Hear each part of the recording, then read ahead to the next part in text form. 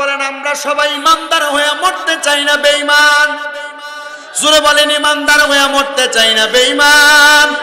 এ নারায়ণগঞ্জের গলাচিপার বাবারা, হে নবীর উম্মতের দল, আজরাইল তখন আপনার আমার সামনে আসবে।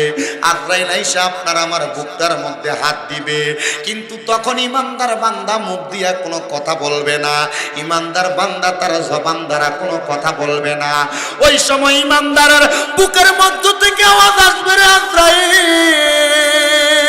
ও আজরাইল, এই বুকের মধ্যে কেন হাত দিলা? বলে বান্দার রূহ কবজ করার জন্য। আজরাইলকে এই বুকের মধ্য থেকে আওয়াজ দেওয়া হবে। এই বুকের মধ্যে আল্লাহ নবীর ভালোবাসা মুহাব্বত আছে, কোরআন সুন্নাহর মুহাব্বত ভালোবাসা আছে। এই বুক দ্বারা তুমি তার রূহ কবজ করতে পারবা না। এবার আজরাইল আমার আল্লাহর কাছে আবার ফিরে যাবে।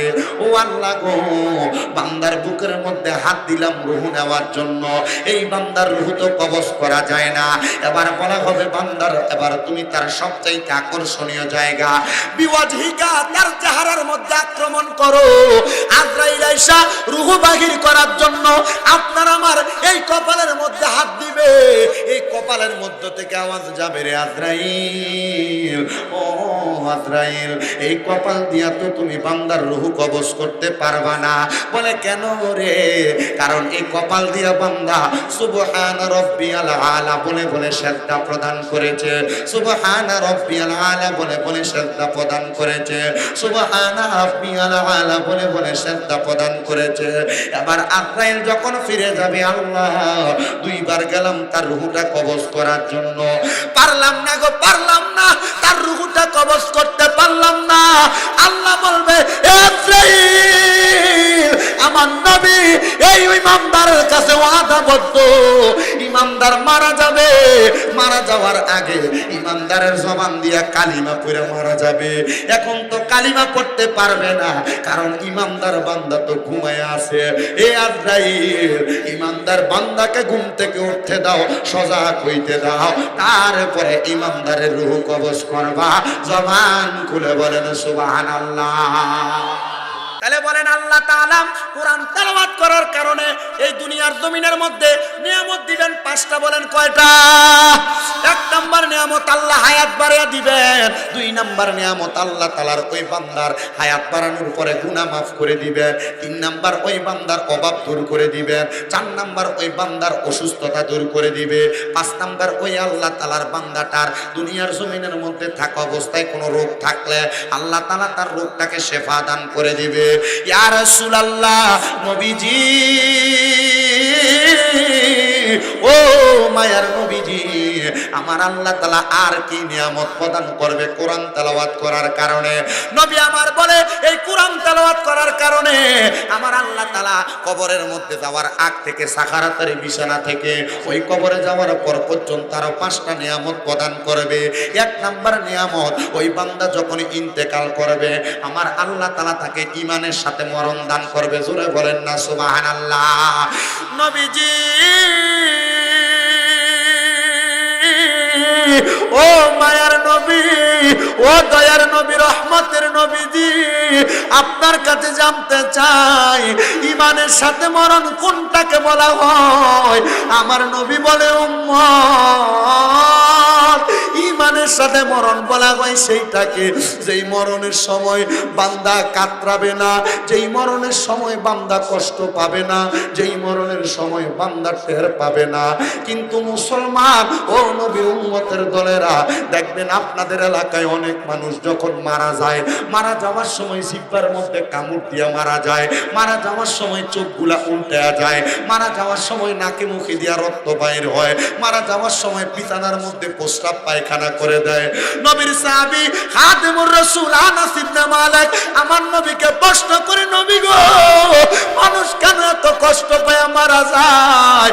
আমার নবী কয় আনাস, ও হযরতে আনাস শুনো, মানুষ কেন এমন ভাবে মরণের সময় বিছানায় প্রস্রাব পায়খানা করে দেয়, নাকে মুখে দিয়ে রক্ত বাইর হয়, মানুষ কেন চোখ উল্টায়া দেয়, মানুষ কেন জিহ্বায় কামড় দিয়া দেয়? শোনো রে আনাস, মৃত্যুবরণ করার সময় ওই বান্দার দেহ থেকে রূহটা আলাদা করার জন্য আমার আল্লাহ তাআলা একজন ফেরেশতা পাঠায়, যার নাম আজরাইল। ওই আজরাইল যখন বান্দাটার সামনে চলে আসে, আজরাইলের ভয়ঙ্কর চেহারা দেখা ওই বান্দা সহ্য করতে পারে না। বান্দা ডাক দিয়া কয়, আজরাইল রে, একটু সুযোগ চাই, আমি আর কিছুদিন বাঁচতে চাই, আমি মরণের জন্য কোনো কিছু রেডি করি নাই, আমারে সুযোগ দাও, সুযোগ দাও। ওই সময় বান্দা কথা বলার চেষ্টা করে, বান্দা কথা বলতে পারে না, বান্দার দুই চোয়ালের মাঝখানে জিহ্বাটা আটকা পড়ে যায়, কামড় পড়ে যায়। আর আজরাইল শুনো, ওই বান্দার জিহ্বা যখন আটকে যায়, বান্দা তার চোখের ইশারা দিয়ে আজরাইলের সঙ্গে কথা বলার চেষ্টা করে। রে গলা চিপার মানুষ, ও নারায়ণগঞ্জের মানুষ, আজরাইলের ভয়ঙ্কর চেহারা দেখা ওই বান্দা সহ্য করতে পারে না, বান্দার চোখগুলা উল্টে যায়, বান্দা কোনো কথা বলতে পারে না, চোখের ইশারা দিয়া বুঝাইতে পারে না। আজরাইলের ভয়ঙ্কর চেহারা দেখা বান্দার ঘাড়ের শাহরগ গুলা ঠাস ঠাস করে ছিঁড়ে যায়, বান্দা রক্ত চলাচল করতে পারে না। তখন বান্দার রক্তগুলা তার নাক আর মুখে দিয়া বাইর হয়। আজরাইল যখন ওই বান্দার বুকের মধ্যে থাবা দেয়, বান্দা ভয়ে বিছানায় প্রস্রাব পায়খানা করে দেয়। এ মুসলমান, ওই বান্দা কিন্তু ইমানদার না। যেই বান্দা এমনে কষ্ট পাইয়া মারা যায়, ওই বান্দা কিন্তু সাচ্চা পাক্কা মুমিন না। যেই বান্দা এত কষ্ট পাইয়া মারা যায়, নবী গো, ও মায়ার নবী, আমরা তো এমন কষ্ট পাইয়া মরতে চাই না। আমার নবী কয়, দুনিয়াতে আল্লাহ তাআলার পথ মতে চলাফেরা করো, আমি নবীর পথ মতে চলাফেরা করো, আল্লাহ তাআলার কোরআনের বিধান মোতাবেক চলাফেরা করো। মায়ার নবী গো, নবী গো, যদি আল্লাহ তাআলার বিধান মোতাবেক চলাফেরা করি গো, তাহলে আমাদের মরণ কেমনে হবে? আমার নবী বলে, উম্মত, আজরাইল আসার আগে আমার আল্লাহ ইমানদার বান্দার কাছে দুইটা রহমতের ফেরেশতা পাঠাইব। আরে আজরাইল তো আসবে অনেক পরে, কিন্তু আজরাইল আসার আগে ইমানদার বান্দার কাছে দুইটা ফেরেশতা আসবে। একটা ফেরেশতা ইমানদার বান্দার মাথার কাছে বসবে, আরেকটা ফেরেশতা ইমানদারের নাকের ডগাটার মধ্যে বসবে। হাদিস শরীফে পাইলাম, একজন ফেরেশতার হাতের মধ্যে জান্নাতি মেশক আম্বরের আতর থাকবে, আরেকজন ফেরেশতার হাতের মধ্যে জান্নাতি তুফা আপেল অথবা জান্নাতি তামার খেজুর থাকবে। আমার নবী বলে, ছোট বাচ্চা যখন কান্না করলে তার মা তার মাথাটার মধ্যে হাত বুলিয়ে দিলে ছোট বাচ্চা যেমন ভাবে ঘুমায়া যায়, ওই মাথার কাছের ফেরেশতা ইমানদারের মাথার মধ্যে হাত বুলিয়ে দিবে, ইমানদার ঘুমায়া যাবে, টের পাবে না। মুসলমান, ও নবীর উম্মতের দল, চিন্তা করে দেখো, তোমার বিবেকের কাছে প্রশ্ন ছেড়ে দিলাম, তুমি তেমন ইমানদার হইতে পারছো কিনা? তেমন ইমানদার হইতে পারছো কিনা?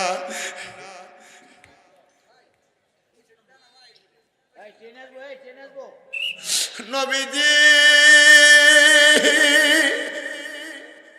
ও মায়ার নবী গো, একটা ফেরেশতা মাথার কাছে বসবে,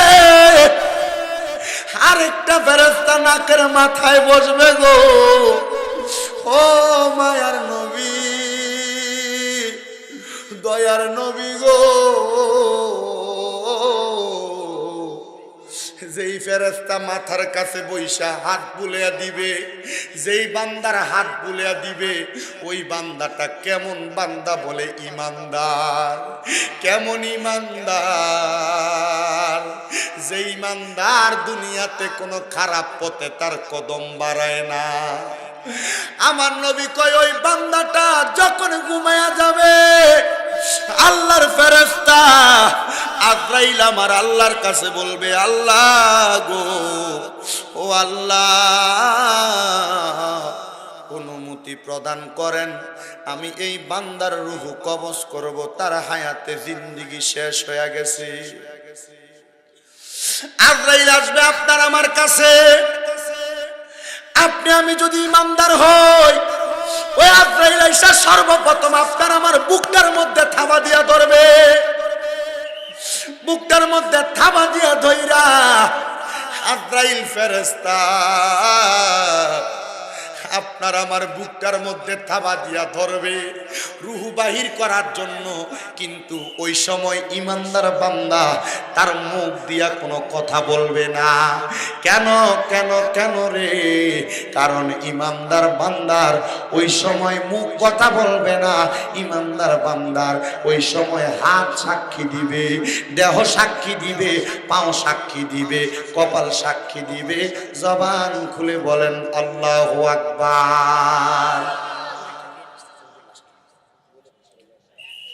রাস্তার উপরে থাকলে, রেল লাইনের উপরে থাকলে তাড়াতাড়ি সরেন, অতি দ্রুত সরেন।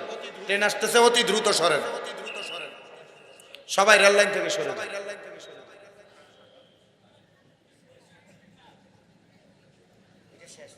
শেষ শেষ।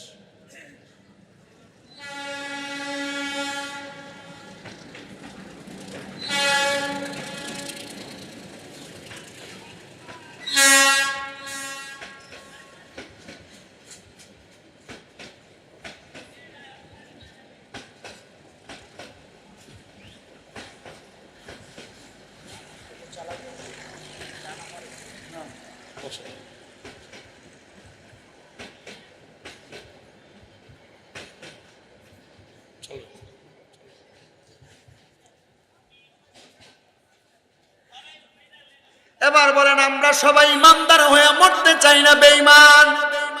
জোরে বলেন, ইমানদার হয়ে মরতে চাই না বেঈমান? এ নারায়ণগঞ্জের গলাচিপার বাবারা, হে নবীর উম্মতের দল, আজরাইল তখন আপনার আমার সামনে আসবে। আজরাইল আইসা আপনার আমার বুকটার মধ্যে হাত দিবে, কিন্তু তখন ইমানদার বান্দা মুখ দিয়া কোনো কথা বলবে না। ইমানদার বান্দা তার জবান দ্বারা কোনো কথা বলবে না। ওই সময় ইমানদারের বুকের মধ্য থেকে আওয়াজ আসবে, রে আজরাইল, ও আজরাইল, এই বুকের মধ্যে কেন হাত দিলা? বলে বান্দার রূহ কবজ করার জন্য। আজরাইলকে এই বুকের মধ্য থেকে আওয়াজ দেওয়া হবে। এই বুকের মধ্যে আল্লাহ নবীর ভালোবাসা মুহাব্বত আছে, কোরআন সুন্নাহর মুহাব্বত ভালোবাসা আছে। এই বুক দ্বারা তুমি তার রূহ কবজ করতে পারবা না। এবার আজরাইল আমার আল্লাহর কাছে আবার ফিরে যাবে, ও আল্লাহ গো, বান্দার বুকের মধ্যে হাত দিলাম রূহ নেওয়ার জন্য, এই বান্দার রূহ তো কবজ করা যায় না। এবার বলা হবে, বান্দার এবার তুমি তার সবচাইতে আকর্ষণীয় জায়গা বিওয়াজহিকা, তার চেহারার মধ্যে আক্রমণ করো। আজরাইল আইসা রূহ বাহির করার জন্য আপনার আমার এই কপালের মধ্যে হাত দিবে। এই কপালের মধ্য থেকে আওয়াজ যাবে, রে আজরাইল, ও আজরাইল, এই কপাল দিয়া তো তুমি বান্দার রূহ কবজ করতে পারবা না। বলে কেন রে? কারণ এই কপাল দিয়া বান্দা সুবহানা রাব্বিয়াল আলা বলে বলে সেজদা প্রদান করেছে, সুবহানা রাব্বিয়াল আলা বলে বলে সেজদা প্রদান করেছে, সুবহানা রাব্বিয়াল আলা বলে বলে সেজদা প্রদান করেছে। এবার আজরাইল যখন ফিরে যাবে, আল্লাহ দুইবার গেলাম তার রূহটা কবজ করার জন্য, পারলাম না গো, পারলাম না, তার রূহটা কবজ করতে পারলাম না। আল্লাহ বলবে, আজরাইল, আমার নবী এই ইমানদারের কাছে ওয়াদাবদ্ধ, ইমানদার মারা যাবে, মারা যাওয়ার আগে ইমানদারের জবান দিয়া কালিমা পড়ে মারা যাবে। এখন তো কালিমা পড়তে পারবে না, কারণ ইমানদার বান্দা তো ঘুমায় আছে। এ আজরাইল, ইমানদার বান্দাকে ঘুম থেকে উঠতে দাও, সজাগ হইতে দাও, তারপরে ইমানদারের রূহ কবজ করবা। জবান খুলে বলেন সুবহানাল্লাহ। মুসলমান নবীর উম্মতের দল, মনোযোগ দিয়া শুনেন। ইমানদারের রূহটা যখন কবজ করতে আজরাইল দুইবার চেষ্টা করবে না, পারবে না। এবার ইমানদারের নাকের কাছে একটা ফেরেশতা, যার হাতের মধ্যে মেশকো আম্বরের আতর, ওই ফেরেশতাটা মেশকো আম্বরের একটু আতরের সুঘ্রাণ ইমানদার বান্দার নাকের কাছে লাগিয়ে দিবে। ইমানদার বান্দা ওই মেশকো আম্বরের আতরের সুঘ্রাণ পাইয়া হঠাৎ করে চক্ষুটা খুলবে। একজন ফেরেশতার হাতে কেউ কেউ বলেন আপেল থাকবে, জান্নাতি তুফা থাকবে, আরেকজন ফেরেশতার হাতের মধ্যে জান্নাতি তামার খেজুর থাকবে। ওই আপেল এবং খেজুরের মধ্যে কালিমা তাইয়্যিবা লেখা থাকবে, সুবহানাল্লাহ। ওই আপেল এবং খেজুরটা ইমানদার বান্দার চোখের সামনে ধরা হবে। ইমানদার খাবারের পাগল না, ইমানদার বান্দা ওই আপেল এবং খেজুরের মধ্যে যে কালিমা খচিত লেখা থাকবে, ইমানদার বান্দা চক্ষুটা খুইলা পড়বে লা ইলাহা ইল্লাল্লাহু মুহাম্মাদুর রাসূলুল্লাহ সাল্লাল্লাহু আলাইহি ওয়াসাল্লাম। কালিমার আওয়াজ আসতে হচ্ছে, বোঝা যাচ্ছে দুর্বলতা। মুসলমান ইমানদার কালিমার আওয়াজটা আসতে হওয়ার কারণে দুর্বলতারই প্রকাশ পায়। কারণ মুসলমান ইমানদারের জবানের সবচাইতে শ্রেষ্ঠ ধ্বনি হইল কালেমার আল্লাহু আকবরের আওয়াজের ধ্বনি। আর এই ধ্বনি কমে যাওয়ার কারণে ফিলিস্তিনে মুসলমানরা মাইর খাইতেছে। ও মুসলমান, ফিলিস্তিনের ইমানি জজবা আসি বিদায় মুসলমানগুলা আল্লাহু আকবার বলে বন্দুকের সামনে দাঁড়ায়। আমরাও এমন ভাবে প্রস্তুত আছি, আল্লাহ তাআলার কোরআন এবং রাসূলের পাকের শানে কেউ আঘাত করলে তাদেরকে আল্লাহু আকবরের ধ্বনি দিয়া বোঝায়া দেওয়ার জন্য। জবানের আওয়াজ যদি থাকে, জবান খুলে দ্বিতীয়বার আরেকবার কালিমা পড়েন লা ইলাহা ও মুহাম্মাদুর রাসূলুল্লাহ। আরেকবার জোরে পড়েন লা ইলাহা ও মুহাম্মাদুর রাসূলুল্লাহ সাল্লাল্লাহু আলাইহি ওয়াসাল্লাম। এবার আল্লাহ বলবে, রে আদ্রাইল, এতক্ষণ তুমি চেষ্টা করলা ইমানদারের রূহ নেওয়ার জন্য, পারো নাই। ইমানদার বান্দা এখন মুখ দিয়ে কালিমা পড়েছে, তার মুখ দ্বারা একটা বাতাস বের হয়েছে রে আদ্রাইল। এই বাতাসের মাধ্যমে তার রূহটা তুমি কবজ করো। আদ্রাইল আইসা ইমানদারের সামনে হঠাৎ করে তার রূহটা কবজ করবে। আল্লাহর কসম, ছোট বাচ্চা কান্না করলে তার মা তার মাথার মধ্যে হাত পুড়িয়ে দিলে ছোট বাচ্চা যেমন ভাবে আরামসে ঘুমায়া যায়, ইমানদার বান্দা তেমন ঘুমায়া যাবে। ইমানদার বান্দা টের পাবে না। আর চিন্তা করেন, বেঈমান বান্দা শুধু টের পাবে না, বেঈমান বান্দা জিহ্বায় কামড় দিবে, চোখ উল্টে দিবে, প্রস্রাব পায়খানা করে দিবে, নাক মুখ দিয়ে রক্ত বের হবে। আর ইমানদার বান্দার রূহ কবজ করবে, ইমানদার বান্দা টের পাবে না। জবান খুলে বলেন সুবহানাল্লাহ। এইটা হইল ইমানের সাথে মৃত্যু, ইমানি মরণ। ইয়া রাসূলুল্লাহ, ও মায়ের নবী, দয়ার নবী, রহমতের নবীজি, আপনার কাছে জানতে চাই এরপরে 2 নাম্বার পুরস্কার কোনটা? আমি বলছি আল্লাহর কোরআন তেলাওয়াত করলে, আল্লাহর পথ মতে থাকলে, ইমানদার হয়ে মারা গেলে দুনিয়াতে পুরস্কার 5টা, কবরে যাওয়ার আগ পর্যন্ত, কবরে যাওয়া পর্যন্ত 5টা, মোট 10টা পুরস্কার। 6 নাম্বার পাইলাম কবরে যাওয়ার আগ থেকে শেষ পর্যন্ত, মানে 1 নাম্বার পাইলাম। 2 নাম্বার, ইমানদার বান্দা ইন্তেকাল করার পরে কবরে যাবে। আমি জানতে চাই আপনাদের এলাকার মানুষ যখন মারা যায় কবরটা কি হয় 6 হাত গভীর? কয় হাত? কথা বলেন না, কয় হাত?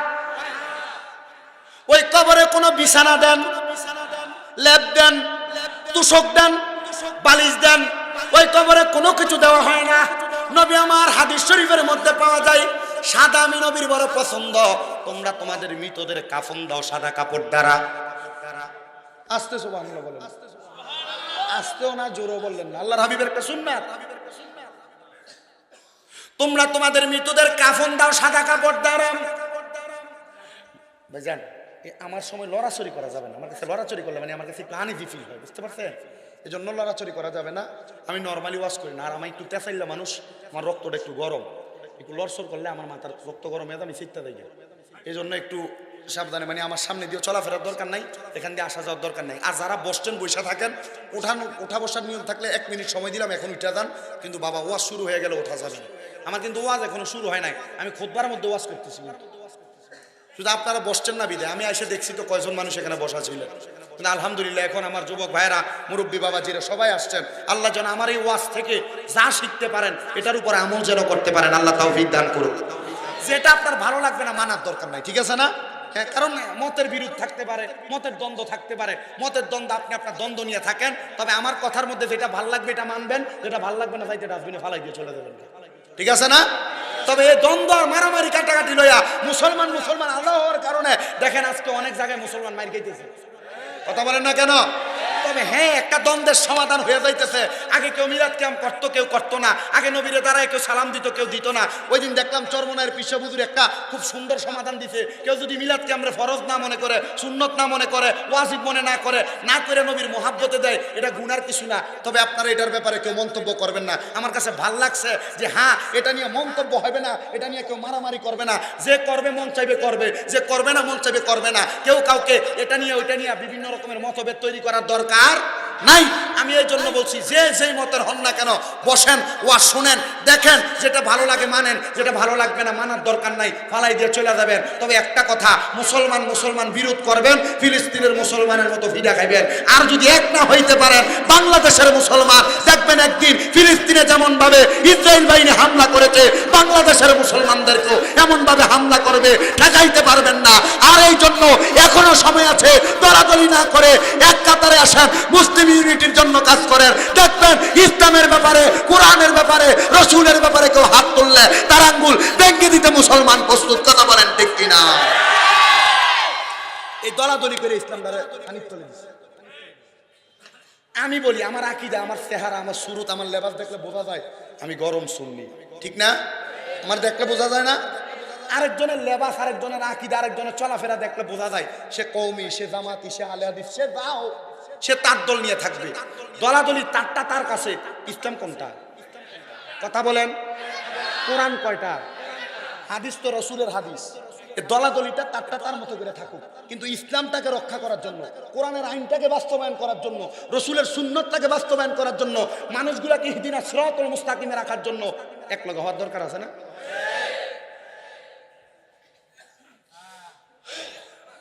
আল্লাহ বুঝার তৌফিক দান করুন। আস্তে আমিন হয়ে গেছে, পানির কথা বলছি, আরো জোরে পড়েন না আমিন। গভীর মনোযোগ দিবেন। তাহলে আপনাদের এলাকার মানুষ মারা যাওয়ার পরে বিছানা, ল্যাপ, এটি ইসরায়েলি পণ্য, এটা আপনি জানেন না মনে হয়, তার লাগে আগে মেলা মেরে ফালাই দিচ্ছে। আমি ইসরায়েলি পণ্য যেগুলো, এগুলো খাই না, প্রাণ কোম্পানির রেডিওস খাই না, আমি মেলা মেরে ফালাই না। কারণ এগুলো মুসলমান ভাইদেরকে মারতেছে। আপনি জানেনও না, আপনার মুসলমান ভাইদেরকে মারার জন্য এরা এই টাকা থেকে কিছু অ্যাকাউন্ট আলাদা করে নিয়ে এরা কিন্তু বোমা কিনতেছে, বন্দুক কিনতেছে।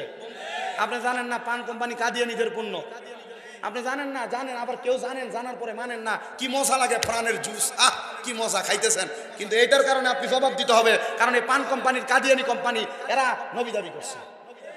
আমাদের নবীর পরে আর কোন নবী আছে? এরা নবী দাবি করছে। তাহলে আমাদের পরে পরবর্তীতে কেউ যদি নবী দাবি করে, আল্লাহ নবী বলছে আমার পরে আরো 30 জন ব্যক্তি নবী দাবি করবে। মোটামুটি কয়েকজন হয়ে গেছে, এর মধ্যে কাদিয়ানী একজন, এই পান কোম্পানির মূল প্রতিষ্ঠাতা। আপনি এগুলো খাইবেন না?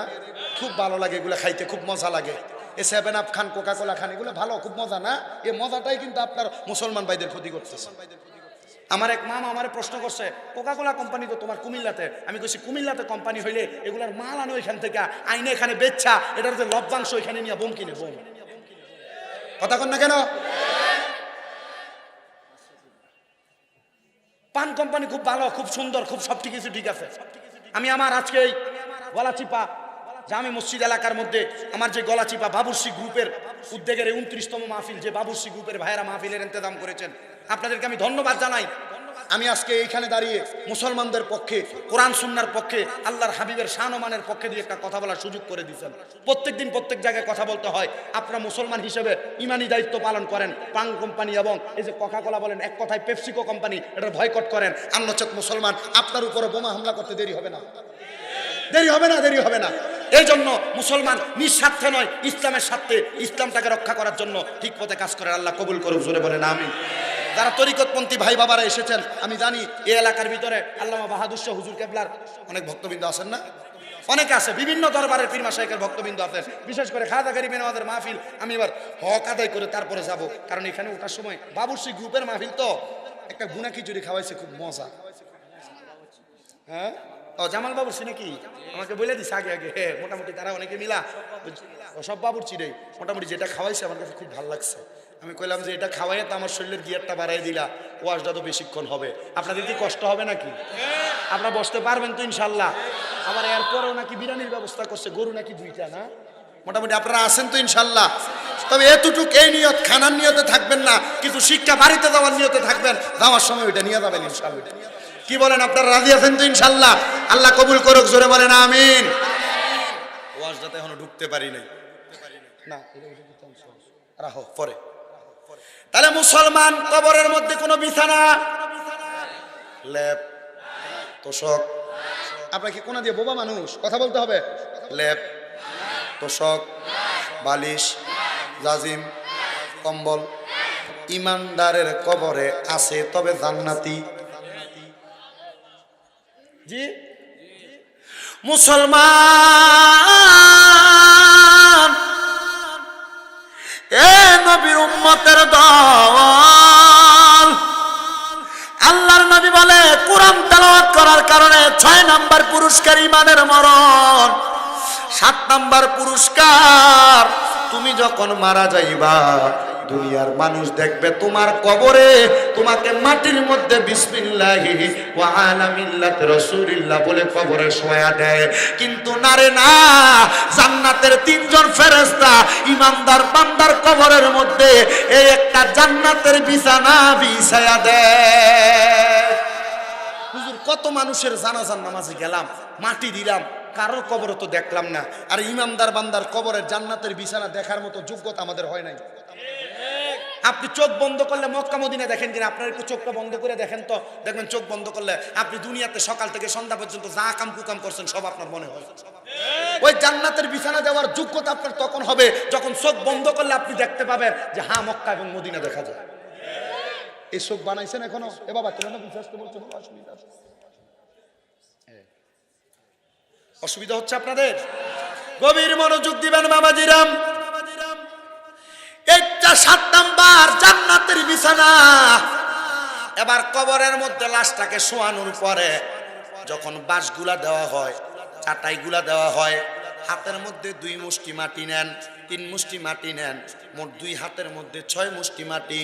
মিনহা খলাকনাকুম ওয়া ফিহা নুঈদুকুম ওয়া মিনহা নুখরিজুকুম তারাতান উখরা। বলেন কিনা? বলেন কিনা? এই আয়াত যারা যারা পড়ে অনেকেই দেখবেন আয়াত পড়ার পরে বলে এ মাটি থেকে আমারে বানাইছে, মাটির মধ্যে ঢুকাইবে, মাটি থেকে বের করবে। কিন্তু কোন আলেমকে জিগাইয়েন এই আয়াতের কোন জায়গায় মাটির একটা কথাও নাই। মাটির কথাও এই আয়াতের কোন জায়গায়। মিনহা খলাকনাকুম, ইহা হইতে তৈরি, ওয়া ফিহা নুঈদুকুম, ইহার ভিতরে প্রবেশ করানো হবে, ওয়া মিনহা নুখরিজুকুম, ইহার ভিতর থেকে উত্তোলন করা হবে। এখানে কি ইহা ব্যবহার করছে? মাটি আছে, আয়াতের আগের অংশে মাটির শব্দ ব্যবহার করা হয়েছে। সুবহানাল্লাহ পড়েন। শুধু গিল্লা ও বক্তার কণ্ঠ সুন্দর এটা শুনে না বাড়িতে দেয়া কান সুখ করে কোনো লাভ নাই, কোনো লাভ নাই। ওয়াজ বাড়িতে লইয়া যান, কাজে লাগবে। গভীর মনোযোগ দেন বাবারা। আল্লাহর নবীর হাদিস শরীফের মধ্যে নবী আমার বলেন এভাবে মাটি দেওয়ার পরে তোমরা কবরের থেকে চলে আসো। আমি জানতে চাই ওই কবরের মধ্যে কি কোনো মোমবাতি দেওয়া হয়েছিল, লাইট দেওয়া হয়েছিল, কোনো ঝিলিমিলি বাতি দেওয়া হয়েছিল? আমি কিন্তু কবরের ভিতরের কথা বলতেছি। মুসলমান এটা হবে না বাবা, এভাবে থাক, এটা হবে না, এভাবে থাকবে, এটা পারা যাবে না। ওইদিকে দিলে কানে আওয়াজ আসবে না, তো পারবেন। হ্যাঁ, এই জন্য পারবেন। যেভাবে শুনছেন যেভাবে এভাবে শোনেন, যদি না হয় পেছনে জায়গা আছে এসে বসে যান ইনশাআল্লাহ। সুন্দর আলোচনা, ডিস্টার্ব করা যাবে না। আপনি একটু টুপিটা পরে উপরে চলে আসেন ইনশাআল্লাহ, যেটা আসছেন মোটামুটি একটা ভাব আছে না। আল্লাহ যেন আমাদেরকে কবুল করে, আমিন করেন। আমি কিন্তু এই একটা কথার ভিতরে বারবার ঘুরতেছি, আমি কিন্তু পারতেছি না সামনে আগাইতে, ডিস্টার্ব যেন না আসে, একটু মনোযোগ দেন। 8 নাম্বার ইমানদার বান্দার কবরে কোনো লাইট দেওয়া হয় নাই, হয়েছিল? ইমানদার বান্দার কবরে কোনো আলো দেওয়া হয়েছিল? ওই কবরের মধ্যে দুইজন ফেরেশতা আসে, ওই দুইজন ফেরেশতা হলো মুনকার নাকির। ওই মুনকার নাকির ফেরেশতা কবরের মধ্যে আসার পরে রে বান্দারা ওই বান্দার কবরে আয়েশা দেখবে ইমানদার বান্দার কবরটা সুন্দর আলোকিত। ওই ফেরেশতার দল বলবে, আল্লাহ এই বান্দার কবর কেন এত আলোকিত? বান্দার কবরটা এত আলোকিত থাকার কথা না। এবার উত্তর দেওয়া হবে, এ বান্দা পাক্কা ইমানদার, বান্দা 5 ওয়াক্ত নামাজ পড়েছে। এ যারা নামাজ পড়ো না বেনামাজি মনোযোগ দিয়া শোনো, ইমানদার বান্দার কবরের ব্যাপারে, নামাজি বান্দার কবরের ব্যাপারে উত্তর দেওয়া হবে। বান্দা 5 ওয়াক্ত নামাজের পূর্বে 5 বার ওযু করেছে। ওযু করার কারণে এই বান্দার চেহারার মধ্যে এমন একটা নূরের তাজাল্লি বের হবে, ওই নূরের তাজাল্লি দ্বারা ইমানদার বান্দার কবর আলোকিত হয়ে যাবে।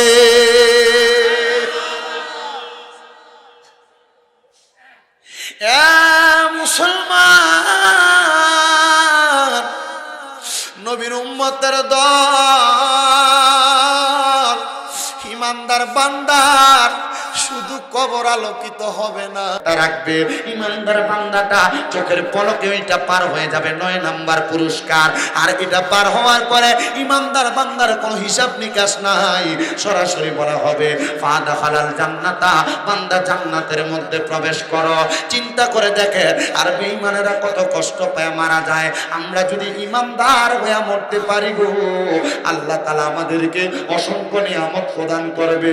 এই জন্য আল্লাহ তাআলার কোরআন তেলাওয়াত করে যদি আপনাকে আপনি ইমানদার বানাইতে চান, যদি আপনাকে সাচ্চা পাক্কা মুমিন বানাইতে চান, একটা জবানও কেউ বন্ধ রাখবেন না।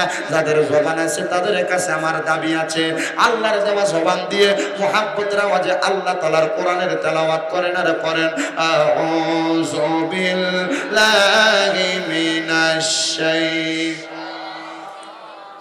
বিবারাকাতি বিসমিল্লাহির রাহমানির রাহিম। লা ইয়াস্তাবি আসহাবুন নারি ওয়া আসহাবুল জান্নাহ, আসহাবুল জান্নাতি হুমুল ফাইজুন। وقال تعالى في كلامه المجيد وفي فرقانه الحميد واعبدوا الله ولا تشركوا به شيئا وبالوالدين إحسانا. وقال في حديث الشريف عن أنس رضي الله تعالى عنه قال قال رسول الله صلى الله عليه وسلم يوشك أن يأتي على الناس زمان لا يبقى من الإسلام إلا اسمه ولا يبقى من القرآن إلا رسمه مساجدهم عامرة وهو خراب من الهدى علماؤهم شر من تحت آدم السماء من عندهم تخرج الفتنة وفيهم تعود رواه البيهقي أو كما قال عليه الصلاة والسلام. وقال في حديث الشريف قال النبي صلى الله عليه وسلم رضا الرب في رضا الوالدين سخط الرب في سخط الوالدين أو كما قال عليه الصلاة والسلام. وقال في حديث الشريف عن أسماء بنت يزيد أنها سمعت رسول الله صلى الله عليه وسلم ألا أنبئكم بخياركم قالوا بلى يا رسول الله قال خياركم الذين إذا رؤوا ذكر الله عز وجل رواه ابن ماجه أو كما قال عليه الصلاة والسلام. وقال في شان حبيبه ومحبوبه ومعشوقه مخبرا ومبشرا وآمرا إن الله وملائكته يصلون على النبي يا أيها الذين آمنوا صلوا عليه وسلموا تسليما. اللهم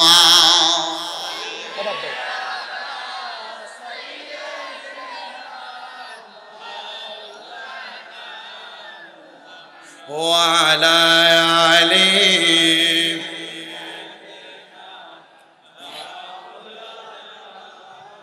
আর জবান জবান খুলে মুহাব্বতের আওয়াজে পড়েন আল্লাহুম্মা মারহাবা। ঈমান তাজা হবে জোরে পড়লে। মাওলানা মুহাম্মাদ ওয়া আলা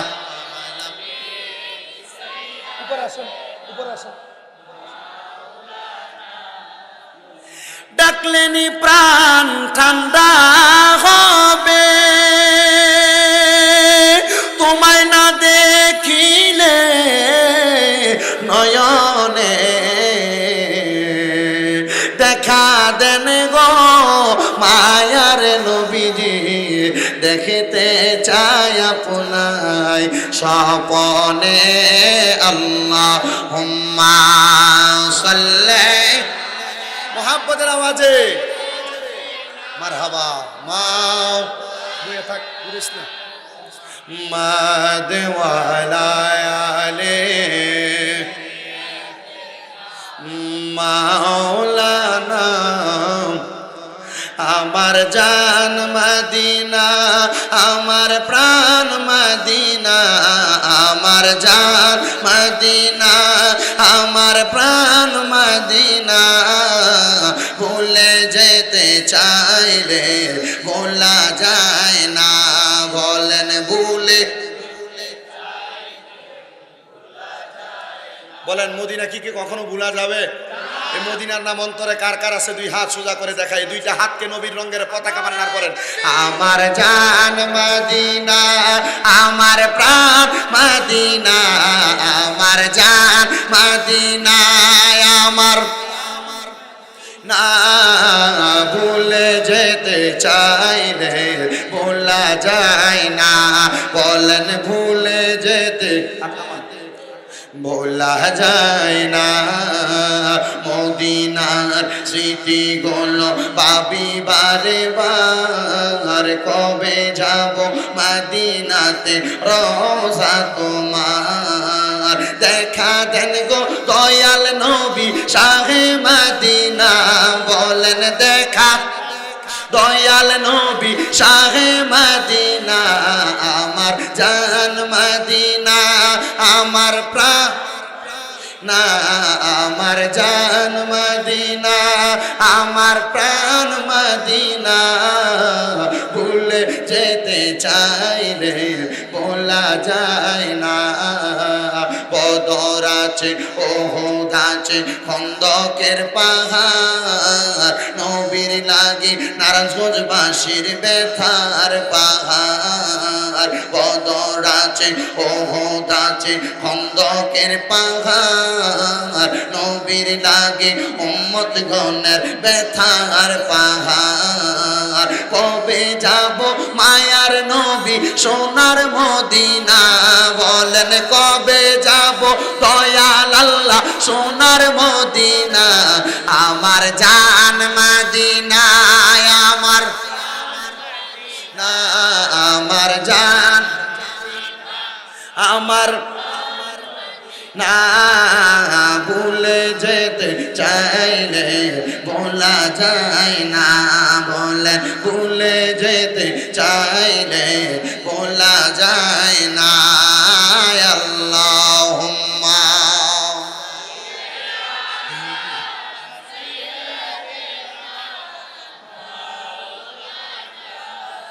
মুহাম্মাদ ওয়া আলা আলি মাওলানা। লা ইলাহা ইল্লাল্লাহ, লা ইলাহা ও লা ইলাহা ইল্লাল্লাহ, ও লা ইলাহা ইল্লাল্লাহ, লা ইলাহা লা ইলাহা। আরে আল্লাহ ছাড়া মাবুদ নাই, আমার নবীজি ছাড়া উপায় নাই, বলেন আল্লাহ বুদ নাই, আমার নবীজি ছাড়া উপায় নাই। ওই নবীকে পাইতে হইলে ওই হইলে আল্লাহর ওলিদের দয়া চাই লা ইলাহা লা ইলাহা আইরে নামাজ রোজা চাইরো না মা বাবার খেদমত চাইরো না বলেন নামাজ রোজা চাইরো না মা বাবার খেদমত চাইরো না আমার নবীর দরদ বইলা না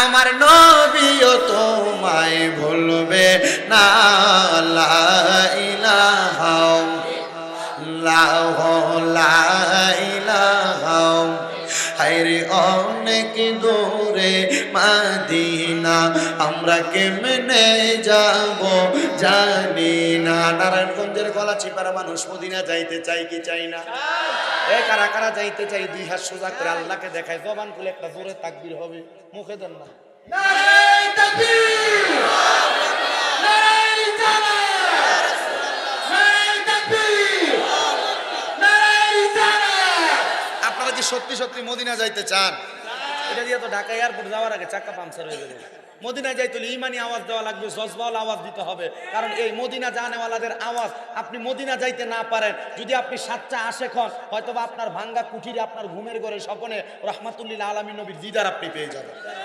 তাহলে বলেন আমরা মদিনা যাইতে চাই কি চাই না একটু সোজা করে হাত পা তোলেন বাবা তোকে জোরে থাকবি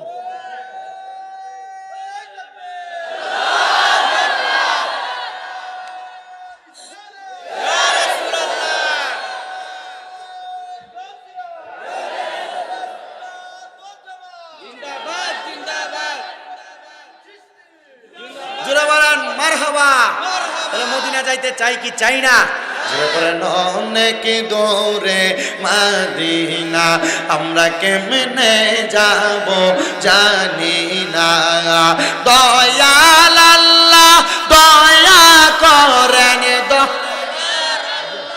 দয়া করেন নসিব করেন মদিনা লা ইলাহা লা ইল্লাল্লাহু লা ইলাহা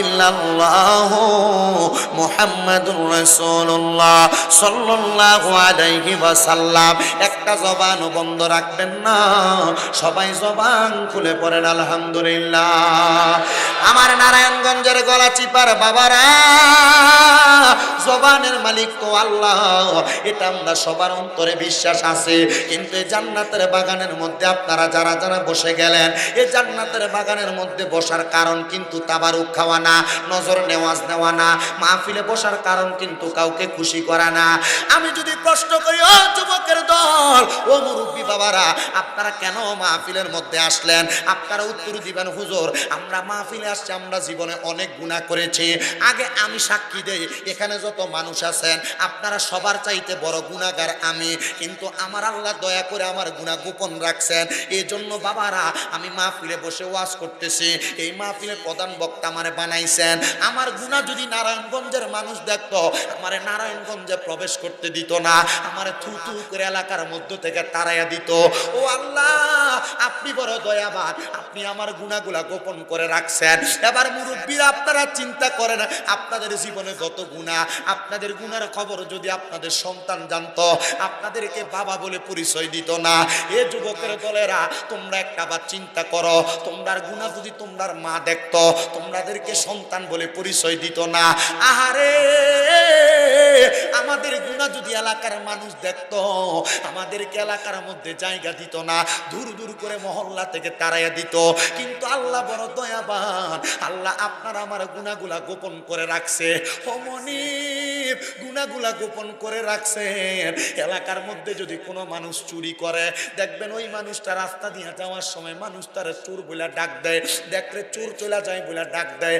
আল্লাহ আপনি তো পারতেন আমার কপালের মধ্যে লেখা দিতেন আমি গুনাহগার, আপনি পারতেন লেখা দিতেন আমি মিথ্যাবাদী, আপনি পারতেন লেখা দিতেন আমি বদকার, আমি সিয়াকার, আমি সুদখোর, আমি হারামখোর। আল্লাহ আপনি লেখা দেন নাই। যদি দেখতো মানুষ আমারে গুনাহগার বলে ডাক দিত, ও আল্লাহ আপনি আমাদের গুনাহগুলা গোপন রাখছেন, গোপনে গোপনে আমরা গুনাহগুলা মাফ করেন না। আমার নবীকে উম্মত, ও উম্মতের দল, জীবনে গুনাহ করার কারণে তোমার লতিফে কলব বামস্তনের 2 আঙ্গুল নিচে যারা তরিকত গ্রহণ করেছেন জানেন, আর যারা গ্রহণ করেন নাই মনোযোগ দিয়া শোনেন, প্রত্যেক মুসলমানের বামস্তনের 2 আঙ্গুল নিচে সাদা একটা গোস্তের টুকরা আছে যেটা কলব বলা হয়। ওই কলবটা লতিফে কলবটা হলো একবারে দুধের চাইতে আরো সাদা। ওই জায়গার মধ্যে আপনি একটা গুনাহ করলে একটা কালো দাগ পড়ে যায়, 2টা গুনাহ করলে 2টা কালো দাগ পড়ে যায়। কালো দাগ পড়তে পড়তে আপনার কলবটা একবার অন্ধকার হয়ে যায়। ওই অন্ধকার কলবটার মধ্যে আপনি যখন গুনাহ করেন, করতে করতে কলবটা যখন কালো হয়ে যায়, হে মুসলমান, হে নবীর উম্মতের দলেরা, এই কালো কলবটার মধ্যে যখন দাগ কিসে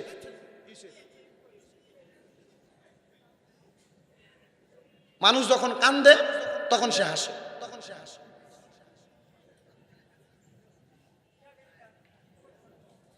কালো কলবটার মধ্যে আপনি যখন এই কলবটা নিয়ে ইন্তেকাল করে কবরে যান, এই কলবটার মধ্যে দাগগুলা পড়ার কারণে আপনি জান্নাতে যাইতে পারবেন না। সাহাবাই কেরাম বলে, ইয়া রাসূলুল্লাহ, মায়ার নবী গো, সব বুঝলাম, কিন্তু এই কলবটাকে কেমনে পরিষ্কার করব?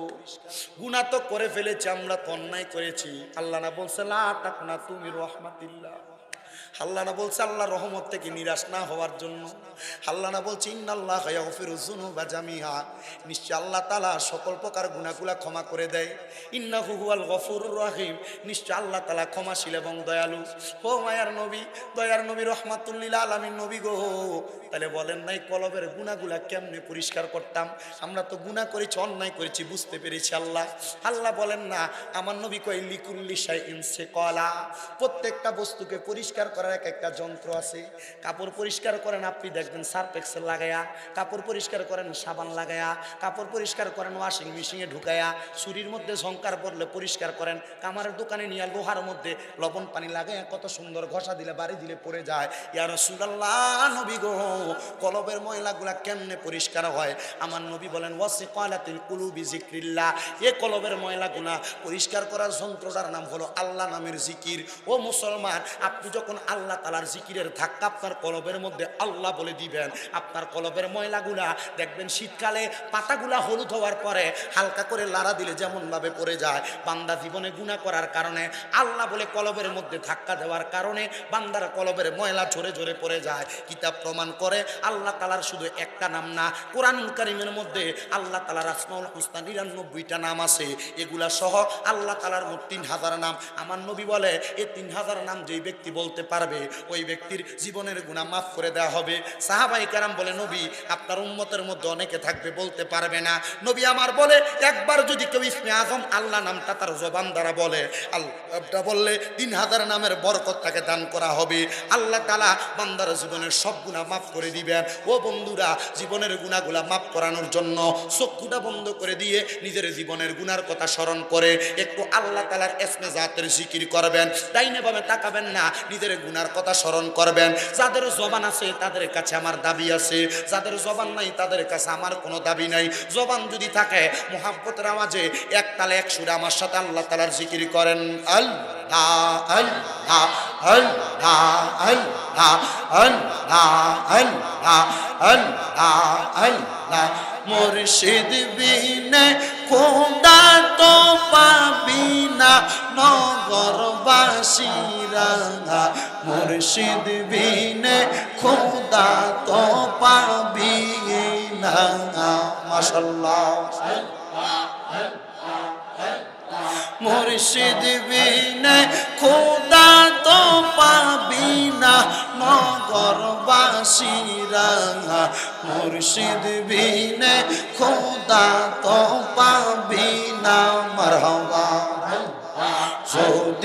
হয় তোর মনে গুনা মাফ করিবেন সাইরা পানা ডাকতে পারলে আল্লাহু আল্লাহ আল্লাহ আল্লাহ যদি হয় তোর মনে গুনা মাফ করিবে সাইরা পানা ডাকতে পারলে আল্লাহ ও আল্লাহ আল্লাহ আল্লাহ মুর্শিদ রূপে হইলে ফানা থাকে না তার চিন্তা ভাবনা হইয়া দেখো মুর্শিদ নামে ফানা নগরবাসীরা মুর্শিদ বিনে খোদা তো পাবি না মারহাবা আল্লাহ আল্লাহ আল্লাহ রে জবানটা খুইলা আল্লাহ আল্লাহর ডাকলে শরম নাই আল্লাহ আমরার মুর্শিদ বিনে খোদা তো পাবি না নগরবাসীরা মুর্শিদ বিনে খোদা তো পাবি না মারহাবা দেহের রোগসা রাই গো ডাক্তার মনের রোগসা রাই গো মুখতার সেই মুখতার মোর আল্লাহ দেশা দোনা মারহাওয়া মুর্শিদ রূপে হইলে ফানা কলবে গুনাহ থাকে না তার গুনাহ বেসমানার নগরবাসীরা মুর্শিদ বিনে খোদা তো পাবি না মারহাবা আল্লাহ আল্লাহ জবান খুলে আল্লাহ আল্লাহ আল্লাহ তোমরা আমায় বইলা দাও গো তোমরা আমায় বইলা দাও গো দয়াল খাজার বাসনা খাজা বাবা মাওলার দিওয়ানা আল্লাহ আল্লাহ তোমরা আমায় বইলা দাও গো তোমরা আমায় বইলা দাও গো আমরা খাজার দিওয়ানা দয়াল খাজা আল্লাহর দিওয়ানা মারহাবা আল্লাহ আল্লাহ আল্লাহ নবী পাইতে হলে চাইতে হবে খাজার দারে গো মারহাবা আল্লাহ আল্লাহ আল্লাহ নবী পাইতে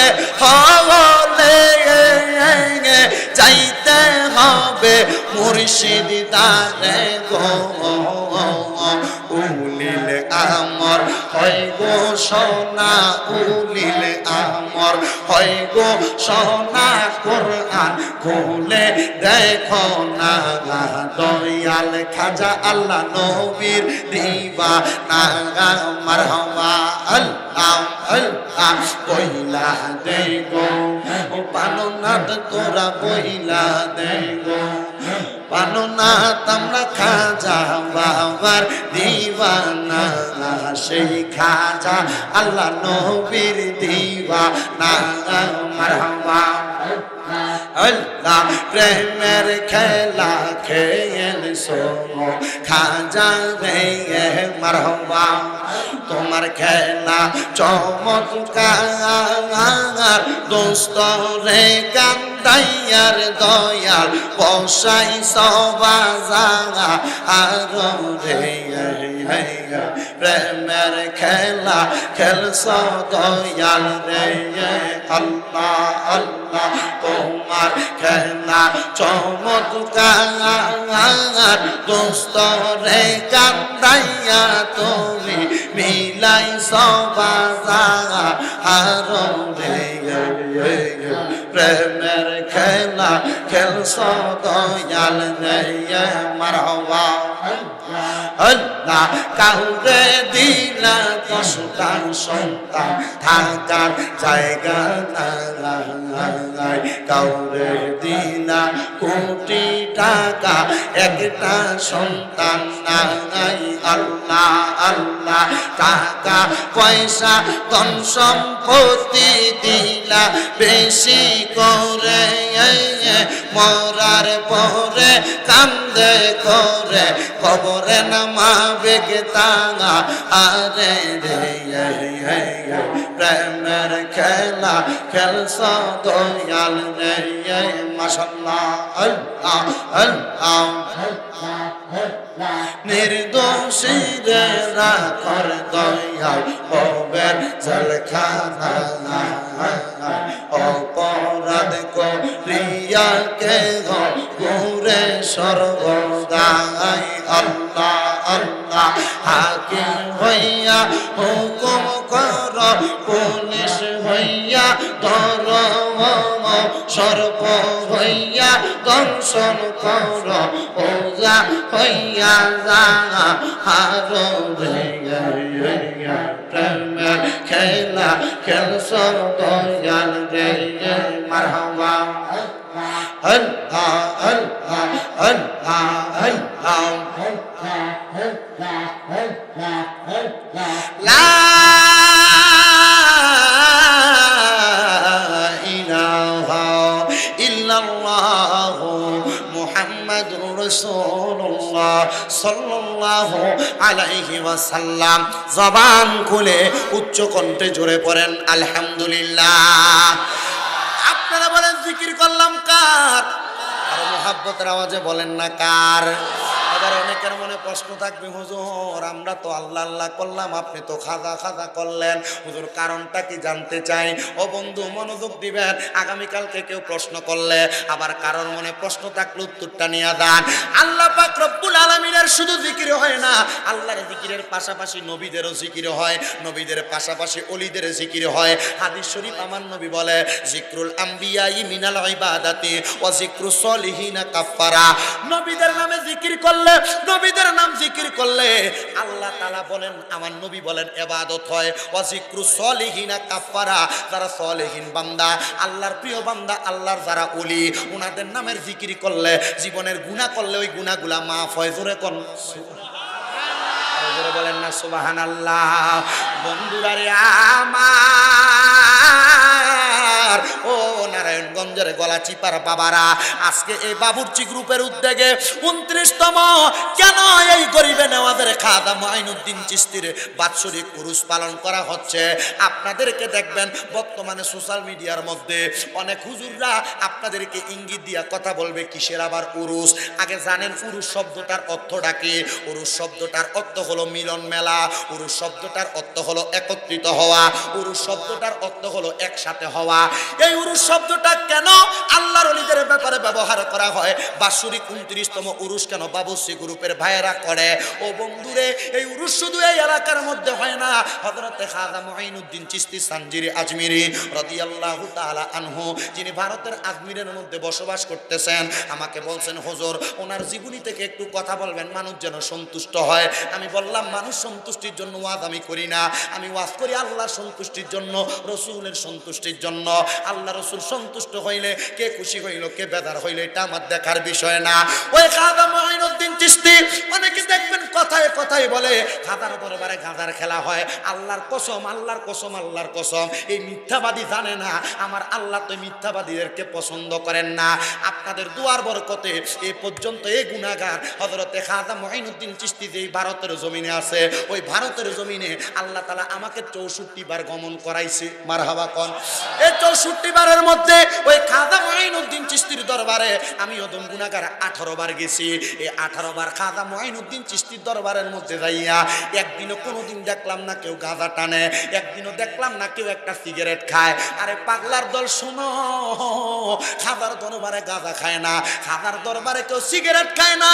ওই খাজা মুঈনুদ্দিন চিশতির দরবারে ভারতের আজমির শরীফে প্রত্যেক দিন কত হিন্দুরা মুসলমান হয়। বলে কেন গো খাজা, কেন মুসলমান হয়? নয়। বলে খাজার দরবারে যাইয়া আজব রকমের কারামতি দেখা তারা বড় পাগল হয়ে যায়। ইসলাম ধর্মের একজন সাধকের যদি এত ক্ষমতা হয়, ইসলাম ধর্মের যিনি পবিত্র প্রবর্তক মুহাম্মদ মুস্তাফা সাল্লাল্লাহু আলাইহি ওয়াসাল্লাম তাহার কত ক্ষমতা, আর তারে যিনি বানাইলো ওই আল্লাহর কত ক্ষমতা। আমরা বিদুর্মীরা এগুলা দেখা খাজার দরবারে মুসলমান হইয়া যায়। আর যারা আল্লাহর ওলিদেরকে নিয়ে এমন বাজে মন্তব্য করে, মনে করবেন এটা আস্থা বড় কার্যাব, যেটা এদেরকে নিয়ে মন্তব্য করে খাজার দরবারে গাঁজা পাওয়া যায়, খাজার দরবারে গাঁজাটা নিয়ে কথাগুলা বলে, আল্লাহর কসম যারা এই পর্যন্ত বলছে তারা কোনোদিন খাজা করিবে না, ওদের দরবারে যায় নাই। তারা এ পর্যন্ত মন্তব্য করছে তারা কোনোদিন খাজা করিবে না, ওদের দরবারে যায় নাই। আমি কোনোদিন দেখি নাই। খাজা মঈনুদ্দিন চিশতির দরবারে যখন প্রথমবার গেছি আমি, ওটার পাশে কটেজের মধ্যে খাদেম সাহেবের রুমে আমি দোতলায় ঘুমাইলাম। হঠাৎ করে রাত্র 3টা বাজে শুনতেছি এক সাইড থেকে আওয়াজ আসতেছে, ইয়া নবী সালাম আলাইকা, ইয়া রাসূল সালাম আলাইকা, ইয়া হাবিব সালাম আলাইকা, সালাওয়াতুল্লাহ আলাইকা। নিটোল আওয়াজ, আমি অবাক হইলাম, এত সুন্দর আওয়াজ। উইঠা নাই মাসলাম, যায় দেখতেছি খাজা মঈনুদ্দিন চিশতির দরবারে। দরবারটা যে মোছা দেওয়ার পর এই ধুলাগুলা যখন এভাবে ফালায় না, এই ধুলাগুলা মাথায় নেওয়ার জন্য মানুষ দাঁড়ায়।